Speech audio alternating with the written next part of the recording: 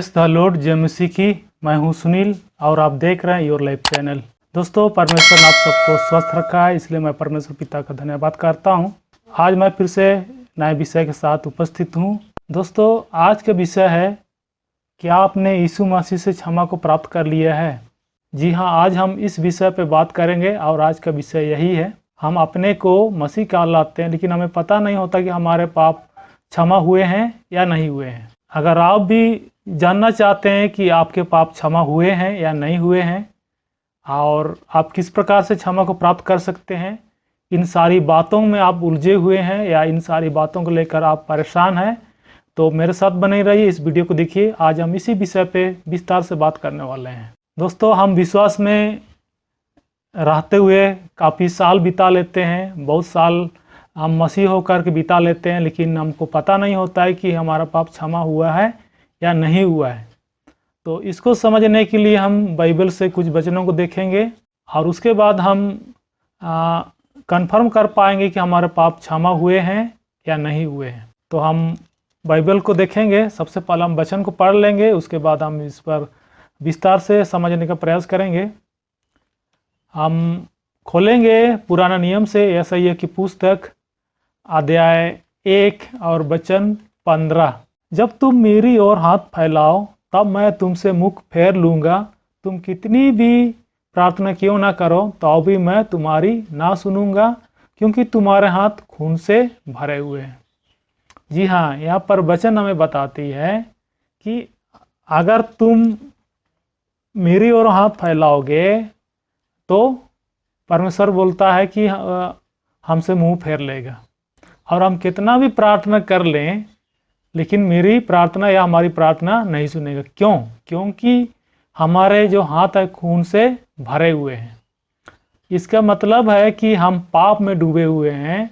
अगर हमारे अंदर में पाप रहता है, पाप को हम स्वीकार नहीं किए हैं, पाप क्षमा को प्राप्त नहीं किए हैं, तो हम कितने भी प्रार्थना कर लें, कितना भी हम प्रार्थना कर लें, हमारी प्रार्थना को परमेश्वर नहीं सुनेगा।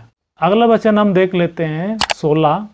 अपने को धोकर पवित्र करो, मेरी आंखों के सामने से अपने बुरे कामों को दूर करो, भविष्य में बुराई करना छोड़ दो। और 17 में है, भलाई करना सीखो, यातन से न्याय करो, उपद्रवी को सुधारो, अनाथ का न्याय चुकाओ, विधवा का मुकदमा लड़ो। तो यहाँ पर कुछ बातों का उल्लेख मिलता है कि हम अपने को कैसे शुद्ध कर सकते हैं, परमेश्वर के सामने अपने को कैसे ला सकते हैं। इसमें बाइबल हमें स्पष्ट रूप से बताती है कि अपने को धोकर पवित्र करना है। हमारे अंदर में जो कुछ भी पाप, उन सारे पापों को हमको छोड़ देना है और बुरे कामों को दूर करना है, बुरे काम नहीं करना है और सिर्फ भलाई के काम करना है और न्याय भी सही न्याय करना है, किसी को परेशान नहीं करना है। और अनाथ लोग हैं, जो विधवा लोग हैं, उनका न्याय करो और विधवा का मुकदमा लड़ो। यहाँ पर परमेश्वर वचन के माध्यम से हमें बताती है कि हमको दूसरों की सेवा करना है, दूसरों की भलाई के लिए काम करना है। तो इस प्रकार अगर हम करते हैं तो परमेश्वर हमारे पापों को क्षमा करेंगे और परमेश्वर हमारी प्रार्थना को भी सुनेंगे। तो दोस्तों, बहुत बार हमको ऐसा लगता है कि परमेश्वर हमारी प्रार्थना को बिल्कुल नहीं सुन रहा है, क्योंकि हम काफ़ी दिनों से प्रार्थना कर रहे हैं किसी खास विषय के लिए, लेकिन परमेश्वर हमको उत्तर नहीं दे रहा है। इसका कारण ये भी हो सकता है कि हमारे अंदर में पाप है, इस कारण से हमारी प्रार्थना परमेश्वर सुनने से इनकार कर ले रहे हैं, क्योंकि वचन में हमने पढ़ा, मैं तुमसे मुख फेर लूँगा, अर्थात सुनने से इनकार कर देंगे, हमारी प्रार्थना को नहीं सुनेंगे। अगर ऐसी स्थिति है, अगर हमारे साथ ऐसी परेशानी है, तो हमको क्या करना चाहिए? हम आगे में देखेंगे इसी पुस्तक में यशायाह अध्याय 1 वचन 18 में देखेंगे, और यहाँ पर लिखा हुआ है, यहोवा कहता है, आओ हम आपस में वाद विवाद करें, तुम्हारे पाप चाहे लाल रंग के हों तो भी वे हिम के समान उजले हो जाएंगे, और चाहे अर्गवानी रंग के हों तो भी वे ऊन के समान श्वेत हो जाएंगे।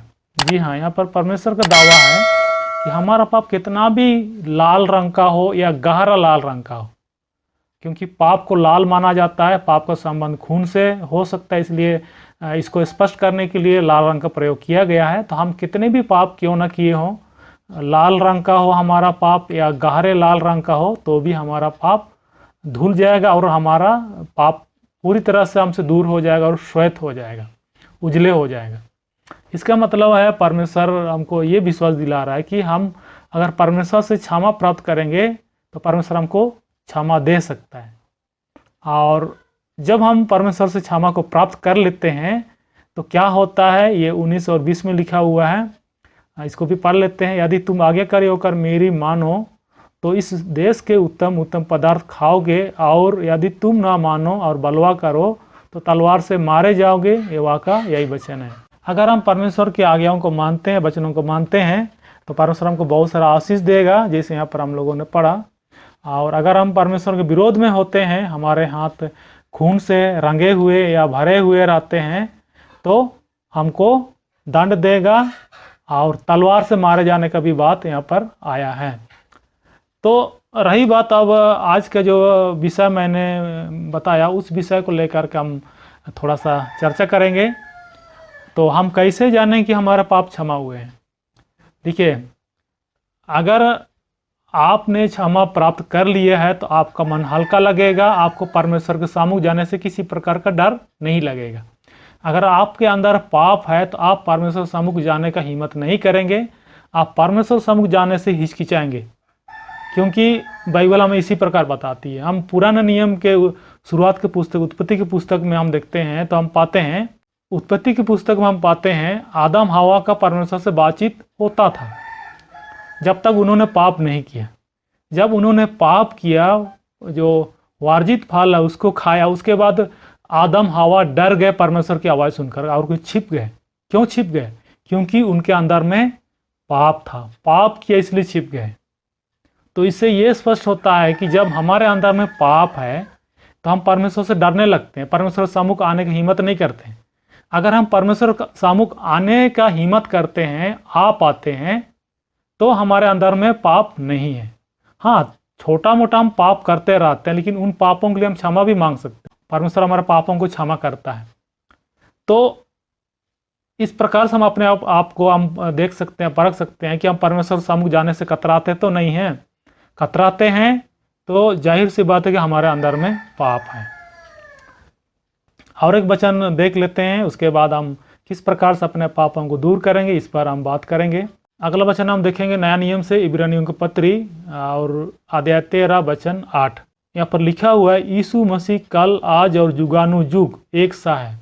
जी हाँ, यहाँ पर यीशु मसीह के बारे में कहा गया है, और यीशु मसीह कल आज और जुगानुजुग एक सा है, अर्थात यीशु मसीह कभी नहीं बदलते हैं। सबसे पहले हम पुराने नियम से पढ़े थे, और पुराने नियम के समय यीशु मसीह का इस पृथ्वी में आगमन नहीं हुआ था, तो उस समय परमेश्वर ही हमारे पापों को क्षमा करता था। अब नया नियम में यीशु मसीह का आगमन हो चुका, स्वर्गारोहण हो चुका, तो अब पाप क्षमा करने के लिए यीशु मसीह है। यीशु मसीह के स्वभाव के बारे में बाइबल बताती है कि यीशु मसीह कल आज और जुगानुजुग एक सा है, अर्थात जिस समय वे पृथ्वी पर थे, जिस प्रकार के असर कर्म कर रहे थे, अभी भी कर सकते हैं। अभी भी करने में सामर्थ्य है, अभी भी कर सकता है। तो उस समय के लोगों का पाप जिस प्रकार से क्षमा किया, उसी प्रकार हमारे पापों को भी क्षमा कर सकता है। क्योंकि बाइबल में हमने पढ़ा, इब्रानियों की पुस्तक में हमने पढ़ा कि एक सा कभी नहीं बदलता, अर्थात उस समय के यीशु मसीह जो उस समय के लोगों का पाप को क्षमा किया, आज के लोगों का भी, वर्तमान के लोगों का भी पाप को क्षमा कर सकता है। बस जरूरत है तो हम उसके पास आएँ, उससे क्षमा को प्राप्त करें। और जब हम क्षमा को प्राप्त कर लेते हैं यीशु मसीह से, तो हमारा जीवन हल्का हो जाता है, हमारे अंदर में बहुत सारी बुरी चिंता दूर हो जाती है, हम खुशहाल रहने लगते हैं, हम आंतरिक रूप से हम खुशहाल महसूस करते हैं। अगर हमारे अंदर में पाप रहता है तो हम बहुत सारी परेशानियों का सामना करते हैं, हम दुखी होते हैं, हर प्रकार से परेशान होते हैं, और ये सब सिर्फ पाप के कारण होता है। जब हम पापों को छोड़ देते हैं, पाप स्वीकार कर लेते हैं, तो हमारे अंदर में बहुत सारी समस्या ऐसे ही निकल जाती है, बहुत सारी समस्याएं हमको छू भी नहीं सकती है। तो इस आधार पर आप समझ सकते हैं कि आपने पाप क्षमा को प्राप्त किया है या नहीं प्राप्त किया है। यहाँ पर कितने सालों का मसीह होना ये कोई बड़ी बात नहीं है, मसीह होना बड़ी बात नहीं है। बड़ी बात ये है कि हम पाप क्षमा को प्राप्त किए हैं या नहीं किए हैं।